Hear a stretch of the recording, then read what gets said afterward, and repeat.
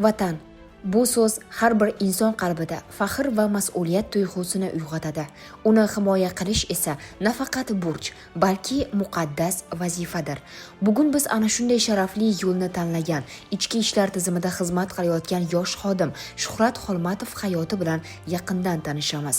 Barcha yaqinlari ichki ishlar tizimida faoliyat olib borgan Shuhrat Xolmatov aynan shu muhitda voyaga yetdi. Oiladagi tarbiya, kattalarning kasbiga bo'lgan hurmat va mas'uliyati uni bolalikdan tartib, intizom, burchga sadoqat ruhida shakllantirdi. U yoshligidanoq dadasi kabi vatan himoyachisi bo'lishni orzu qildi. Bu orzu uning oldiga aniq maqsad qo'yishiga, shu yo'lda tinmay mehnat qilishiga turtki bo'ldi. Mashaqqatli, biroq sharafli kasbni tanlagan Shuhrat Xolmatov o'z intilishi va sa'y-harakatlari orqali bu maqsadiga erishdi. Ushbu kasbni tanlashimga asosiy sababchilardan biri otam, sababi otam 35 yildan ortiq ushbu sohada rahbar lavozimlarda ishlagan va men ham bolaligimdan otamni ko'rib havas bilan men ham katta bo'lsam ichki ishlar xodimi bo'laman deb voyaga yetganman. Kasbimda eng yoqadigan jihati men otam ichki ishlar sohasida ishlagan paytida juda ham faxrlanganman. Sababi bu sharaf, bu faxr. Har kuni ertalab uyg'onganimda bir maqsadni uyg'onaman. Sababi zimmamga yuklatilgan vazifani bajarish uchun har kuni o'zimni kuch topaman va ishga kelaman. Bugungi kunda u Sirdaryo viloyati Ichki ishlar boshqarmasi jamoat xavfsizligi xizmati, jamoat tartibini saqlash boshqarmasi bo'linmalari tarkibida saf bo'linmalari, patrul post xizmati batalyoni 1-otryadida inspektor lavozimida faoliyat yuritmoqda. Ushbu vazifa yuqori mas'uliyat, doimiy sergaklik va sadoqatni talab etadi. Shu boisdan Shuhrat Xolmatov har bir ishga talabchanlik bilan yondashadi. U o'z ustida muntazam ishlaydi. Yangi bilim va ko'nikmalarni o'zlashtirishdan charchamaydi. Rahbarlar tomonidan berilgan topshiriqlarni o'z vaqtida va sifatli bajarish uning asosiy tamoyiliga aylangan. Shu bois u jamoa orasida o'zining intizomi, mehnatsevarligi va fidoyiligi bilan hurmat va e'tibor qozonib kelmoqda.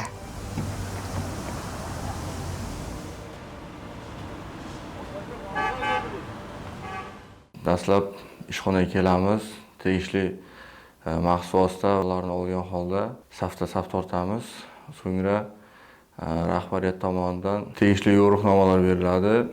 Biz o'shanga qarab xizmatni tashkil etamiz.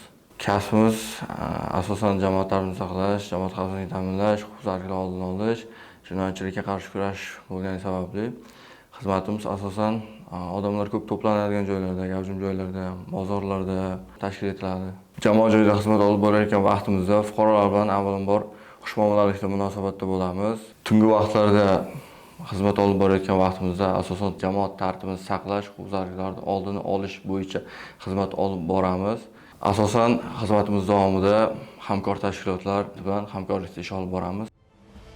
Xizmat jarayonida u avvalo fuqarolar tinchligi va osoyishtaligini ta'minlashni ustuvor vazifa sifatida biladi. Ko'chalarda jamoat tartibini saqlash davomida insonlar bilan xushmuomalada bo'lish, ularning muammolariga befarq bo'lmaslik uning ish uslubiga aylangan. Zarur holatlarda esa u fuqarolarga yaqindan yordam ko'rsatib, o'z burchiga sadoqatini amalda namoyon etadi. Shuhrat Xolmatov nafaqat o'z kasbiy faoliyati bilan, balki sog'lom turmush tarziga bo'lgan e'tibori bilan ham ajralib turadi. U sportni hayotining muhim qismi deb biladi va imkon topgan har bir bo'sh vaqtini jismoniy mashg'ulotlarga bag'ishlashga harakat qiladi. Ayniqsa kun davomida band bo'lishiga qaramay, u sport bilan shug'ullanish uchun vaqt ajratishni odat qilgan. Har kunlik xizmatimdan so'ng 1 soat o'zim uchun shaxsiy sifatida ajratib, jismoniy mashqlarga vaqt ajrataman. Bu menga jismoniy kuch va fuqarolar bilan ishlashda o'zimga ishonch bildiradi. Boshqarmamizda jismoniy tayyorgarlik bilan shug'ullanish uchun to'laqonli sharoitlar yaratilgan va biz xodimlar bundan juda ham mamnunmiz. Shuhrat Xolmatov nafaqat xizmatda, balki oilada ham faol va mehnatsevar inson. Bo'sh vaqtlarda u o'z xonadonidagi yumushlar bilan shug'ullanadi. Ayniqsa mo'jazgina tomorqasida ekin parvarish qilishni xush ko'radi. Bu esa uning mehnatga bo'lgan muhabbati va oddiy hayot tarziga sodiqligini ko'rsatadi. Oila a'zolarining qo'llab-quvvatlashi va duolari Shuhrat Xolmatovga yanada kuch-g'ayrat bag'ishlaydi.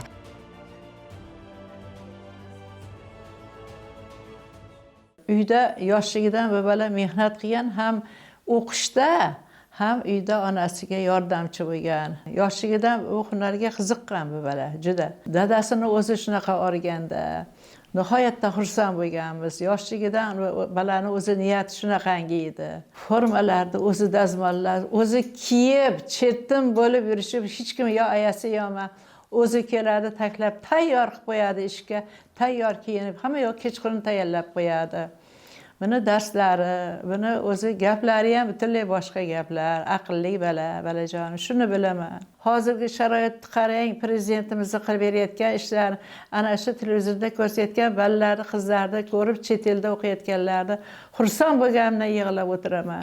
Shunga sal mehnat qilsa, bu bala ham erishadi, yutadi degan umiddaman. Ichki ishlar xodimligimdan juda ham faxrlanaman. Sababi bu sohada ijtimoiy himoyasi, davlat rahbarimizning shaxsan o'zlarining ishonchi mavjud. Va qolaversa, oila a'zolarim, qarindoshlarim oldida hurmat va izzatdaman. Kelgusidagi maqsadlarimga keladigan bo'lsak, mana shu sohada yuridik diplomga ega bo'lish maqsadida o'zimizni vazirlikda tashkil etilgan Ichki ishlar vazirligi magistratura oliygohiga topshirib, o'sha yerda magistr diplomiga ega bo'lish va mana shu sohada o'zimni munosib izimni qoldiradigan xodim bo'lishga va'da beraman. Yoshligidan shu kasbga qiziqar edi.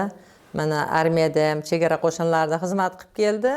Ligotalarda oldi, faxriy yorliqlarda oldi, o'qishlarga kirdi. Mana o'zimizni Sirdaryo viloyati universitetini tarix fakultetini bitirmasdan oldin 5 yil shu sirtqi bo'lim bo'lgani uchun maktabda 5 yil ish faoliyat ko'rsatdi. Mana endi diplomni o'tgan yil olib, ota kasbi ichki ishlar bo'lgani uchun baribir qon tortar ekanda, shu kasbga qiziqdi. Mana o'tgan yildan beri shu kasbda faoliyat yuritib kelyapti. Faxrlanaman. Bundan da ulkan yutuqlarga erishsin. Vatan himoyasi muqaddas burch. Uni sidqidildan bajarayotgan, xalq tinchligi yo'lida fidokorona xizmat qilayotgan har bir inson esa yurt tayanchi va faxridir. Shuhrat Xolmatov kabi yosh, shijoatli va mas'uliyatli xodimlar bor ekan, yurtimizda tinchlik va osoyishtalik yanada mustahkam bo'lib boraveradi.